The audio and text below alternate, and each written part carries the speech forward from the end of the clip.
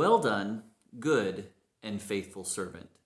Jesus says this to two of the three characters in a parable that is told in Matthew chapter 25. This parable is familiar to many of us. It's about a landowner who goes away on a journey. We don't know how long he's gone, but he takes three of his trusted servants and trusts them with different amounts of his property and says that when he comes back, he's going to hold them to account.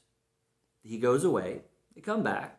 Two of them have doubled their money, and the third has left the money that was given to him buried in a hole and gives it back to him without any additional funds. The reason I wanted to reflect upon this parable with you today, right before Thanksgiving, is because this parable for me tells a great tale. It tells a story about how you and I have been blessed. You and I have been given resources to manage on God's behalf. And when we are called to account, like Thanksgiving, now we usually don't think of Thanksgiving as a day of account, but Thanksgiving is an opportunity for us to reflect upon how it is that we've been gifted and blessed by God so that we can give him honor and glory. And at the end of that, when we have a chance to meet God, we hope that he will say what he said to these two characters: "Well done, good and faithful servant." This parable, starting in Matthew chapter 25, verse 14, is followed by another famous parable that really brings home the point of what I want to share with you today. That second parable is found in Matthew chapter 25, beginning in verse 31. And in verse 31, we learn about another opportunity for Jesus to teach about the kingdom of God. He says the kingdom of God is like that when the end of time comes, that God will separate the sheep from the goats. And the sheep, he will say to them that when I was hungry, you gave me something to eat. When I was thirsty, you gave me something to drink. When I was sick, you helped me. When I was in prison, you came to visit me. And when he says all these things, the sheep will wonder how it is that we did that. We never saw you hungry or thirsty or in prison or sick.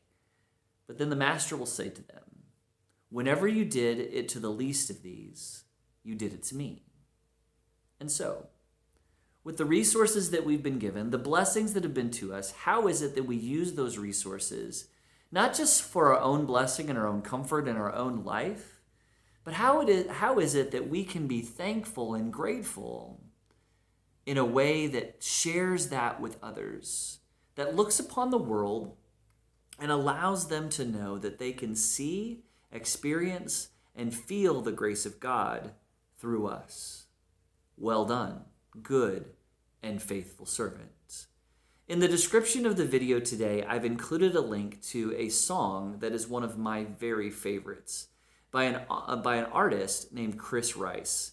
Chris Rice is not producing any new music now, but the music that he did produce is very thought-provoking, very helpful, and very meaningful. The song is entitled "The Face of Christ," and it really is a retelling of this second parable that I referred to in Matthew chapter 25, where the sheep and the goats are there.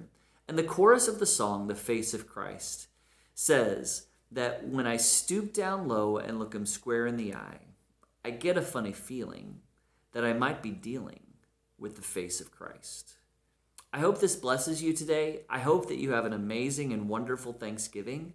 And I hope that you will embrace this opportunity to count your blessings, but also to share those blessings with others and account that to God so that he may say to you, well done, good and faithful servant.